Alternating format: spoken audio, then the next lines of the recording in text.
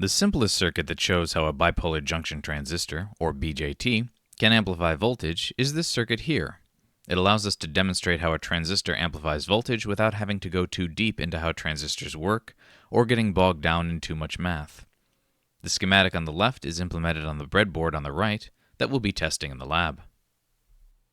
Here we have an NPN-type bipolar junction transistor, part number 2N3904, widely available and quite inexpensive. It has 3 pins: the base, the collector, and the emitter. Our input voltage signal is generated by this potentiometer, or variable resistor, in a resistor divider configuration that can provide voltages from about 0 volts to 2 volts by adjusting the potentiometer. The input voltage is applied to the base of the transistor.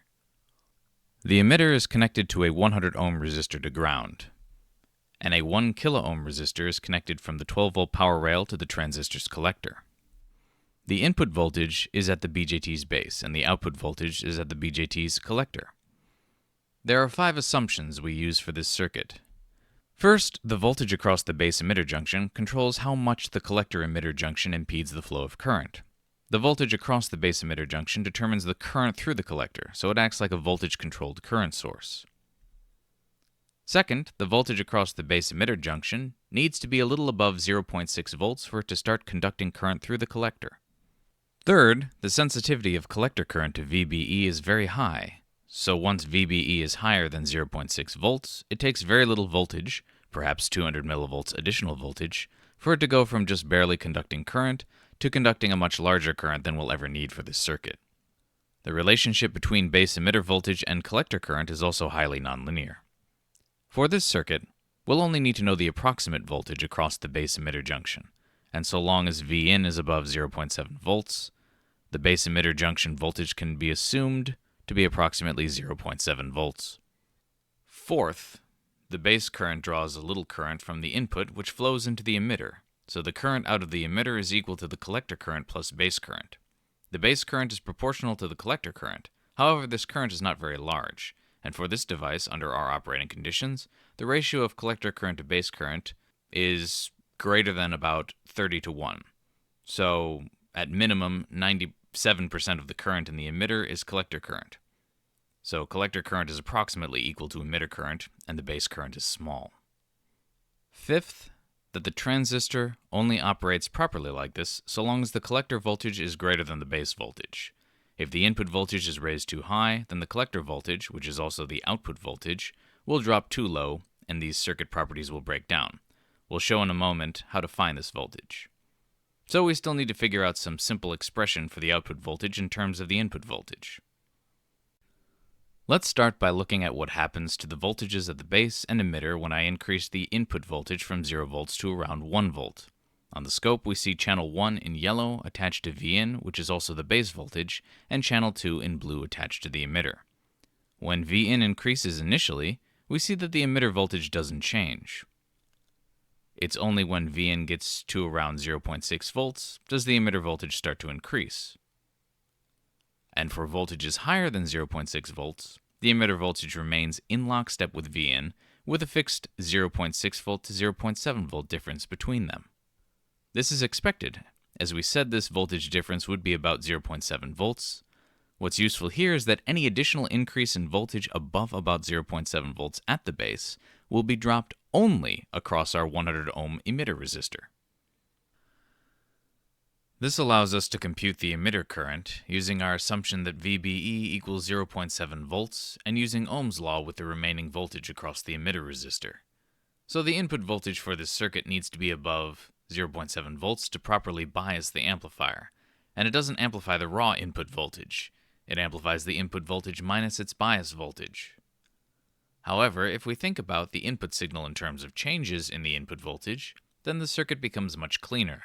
Since changes in voltage effectively neglect the DC voltage, they are considered AC voltages. So writing the equation for two emitter currents, IE1 and IE2, which are generated by the input voltages Vin1 and Vin2 respectively, we see that when we subtract the two emitter currents to get a difference in emitter current, the 0.7 volt base emitter voltage drops cancel out. resulting in an equation that shows that change in emitter current is directly proportional to change in input voltage, with a proportionality factor of 1 over the emitter resistance. This sort of makes intuitive sense, as we have a voltage across what is effectively a diode drop, then a resistor. Since the diode drop remains constant, irrespective of the input voltage, then the difference in voltage across the resistor is just the difference in input voltage.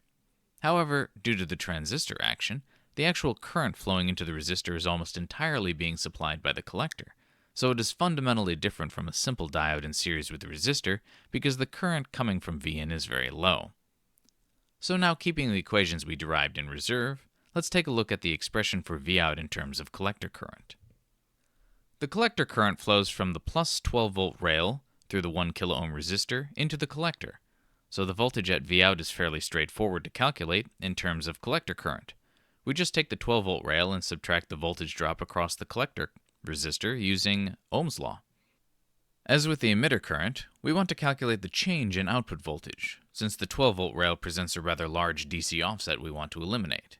So calculating two output voltages, Vout1 and Vout2, from collector currents IC1 and IC2 respectively, we generate an expression for the difference in output voltage from a difference in collector current, and get a result that cancels out the rail voltage, with a fairly straightforward equation of delta Vout equal to the delta collector current times collector resistance. Now we have an expression for delta Vout in terms of delta IC and delta IE in terms of delta Vin. We can finally use our rule that IC approximately equals IE to create an expression for delta Vout in terms of delta Vin. And after simplifying, we see that delta Vout is equal to negative 10 times delta Vin. The negative value may make it seem like it's not amplifying the signal, but in reality it's simply inverting the signal. If the signal were a sine wave, the output would be 180 degrees off from the sine wave, at 10 times the amplitude of the input signal. So the magnitude is still a factor of 10 higher. If you want the signal to not be inverted, you can just invert it again with another inverting circuit like this one, and you'd get an output voltage with the same phase as the input. It is often useful to compute the delta Vout over delta Vin of amplifier circuits. We call this parameter the gain. This circuit has a gain of negative 10 volts per volt. Now, to demonstrate this action on the oscilloscope, we put channel 1 on Vin and channel 2 on Vout, and vary Vin using the potentiometer. As expected, when Vin is lower than 600 millivolts, Vout sits at the rail voltage of about plus 12 volts, since there's no collector current present to drop it down. It's not exactly at 12 volts, because my 12 volt rail is not exactly 12 volts. Vout starts to drop when Vin goes above 600 millivolts. Now Vin is right at 1.01 volts. The output voltage is 8.52 volts. Now let's move Vin up about 200 millivolts from this to 1.2 volts.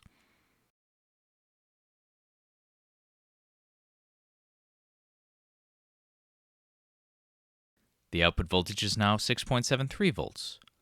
So the delta Vin is 190 millivolts, and the delta Vout is negative 1.79 volts, producing a gain of about negative 9.42 volts per volt, which is pretty close to our approximate expected gain of negative 10 volts per volt.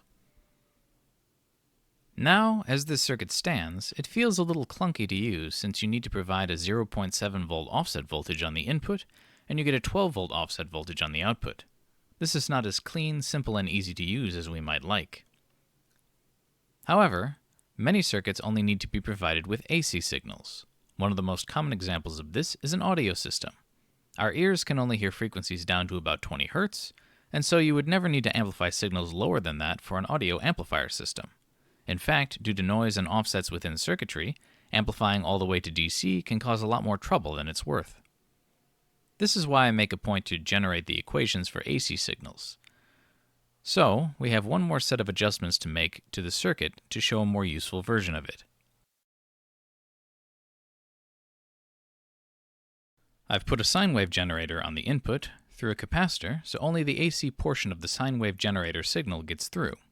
Then moved channel 1 of the scope onto the sine wave generator input. I've also put a capacitor on Vout and connected channel 2 of the scope to the other side. as well as a resistor to ground, which serves to set a reasonable lower bound for the frequencies the capacitor passes through to the scope. So what all this does is it allows the DC portion of Vin to be set by our potentiometer, while the AC portion of the signal is supplied by the function generator. Channel 1 only measures the AC portion of the input signal, and Channel 2 only measures the AC portion of the output signal, because at DC, the two capacitors become open circuits. Now we'll run the circuit in the lab and take a look at the oscilloscope outputs. For this test, I have set the DC voltage of Vin to 1.353 volts using a potentiometer, resulting in a DC output voltage of 5.1 volts. Now turning on the function generator at 1 kHz, we see a peak-to-peak input voltage in yellow of around 200 millivolts. The output peak-to-peak voltage is about 1.84 volts.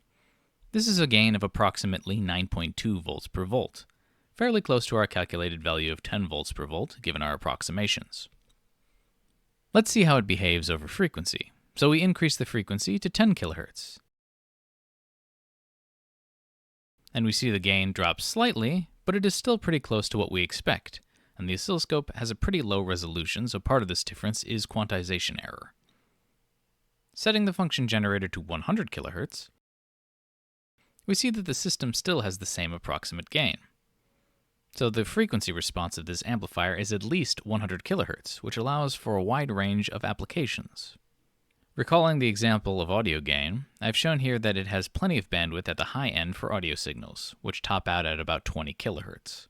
The low end bandwidth requires larger capacitors than I've used here to remain low impedance at 20 Hz. However, large electrolytic capacitors exist and can be used for this purpose. Moving back to the DC version of the circuit schematic, there's one thing we should show, which is the output voltage limitations of this circuit. The maximum output voltage occurs when the collector current is 0, which occurs when Vin is less than about 0.7 volts. So as Vin decreases closer to 0.7 volts, the output voltage will increase until it becomes distorted and eventually stops at around the rail voltage of plus 12 volts. Note that for very low collector currents, the output voltage will be very distorted, so you should try to stay a few volts away from the 12-volt rail to minimize this effect. The trade-offs and effects of getting the output very close to the rail are beyond the scope of this video. Vout will be minimized when the collector current is maximized. Here, I will also break rule number 5. When you're designing the system, you should try to keep Vout greater than Vin, as that will keep the transistor in its optimal operating region and it will behave well. However, when looking at the absolute limits of the circuit, it will still continue to work somewhat with Vout below Vin, though the output will be distorted the closer the collector voltage gets to the emitter voltage. Which brings us to a voltage called VCE, which, as you might guess, is the voltage between the collector and emitter. So we know using Ohm's law and Kirchhoff's voltage law, this expression for 12-volt rail voltage using IC, VCE, and the resistor values. Using our assumption that IE is approximately equal to IC, we come up with a simpler expression. And rearranging, we get an expression for IC in terms of VCE, the rail voltage, and the resistor values. So now that we have this, to maximize the collector current, we need the minimum value for VCE so we can drop as much of that 12 volts as possible across the collector resistor. The minimum value for VCE for BJTs is complex, as the lower VCE gets, the worse the transistor performs. A discussion of the trade-off between transistor behavior and VCE voltage is beyond the scope of this video. An often used rule of thumb for VCE minimum, when all of BJT's amplifying properties completely break down, is around 0.2 volts. Though again, the transistor will perform very poorly at this point. But 0.2 volts is a good enough number for today. Plugging in our 0.2 volts for VCE, we get a maximum collector current of about 10.73 milliamps. To compute Vout, we recall the DC Vout equation we derived earlier in the video. Then we plug in this maximum collector current and get a minimum output voltage of about 1.27 volts. Finally, to get the value of input voltage that produces this output voltage, we recognize that the input voltage is just the voltage drop across the emitter resistor plus 0.7 volts. And plugging in the 10.73 milliamp collector current value, we get an input voltage of 1.773 volts. So our minimum output voltage is 1.27 volts, and it occurs when the input voltage is about 1.773 volts or higher. Looking at what happens when we exceed the maximum and minimum input voltage values we just derived, we set up our AC circuit again. Except this time, channel 1 of the oscilloscope is measuring after the capacitor, and thus is measuring the DC plus AC input signal. And channel 2 of the oscilloscope is measuring directly on the collector, so also measuring the AC plus DC version of the output signal. So here, with the function generator disabled, we see the input has been DC biased to around 1.23 volts, with the resulting output voltage at around 6.18 volts. I set everything here so that on the output, there's roughly equal voltage headroom between the DC bias point and the upper voltage limit, and the DC bias point and the lower voltage limit. Now we enable the function generator at 1 kHz at about 500 millivolts peak to peak. The output looks like a normal sine wave.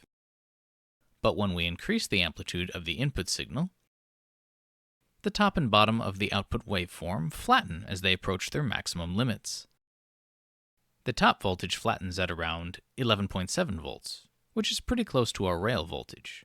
When I measure the 12-volt rail with my DMM, I get around 11.78 volts, so this value is basically at the rail. The measurement for the bottom limit of the waveform is bouncing back and forth between 1.28 volts and 1.36 volts, due to the resolution of the scope.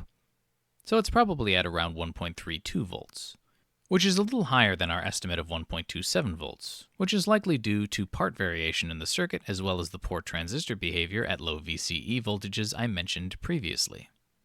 That concludes this introductory episode of my transistor tutorial series. In this episode, we introduced a simple bipolar junction transistor amplifier circuit as a simple demonstration of the concept of transistor amplifiers. As this series continues, we will dive deeper into the math and do a more formal exploration of the bipolar junction transistor. This series will cover the fundamentals of BJTs, MOSFETs, and JFETs. Thank you for watching the video. If you enjoyed it, please like, share, and subscribe. If you have any comments or questions, leave a comment. See you next time.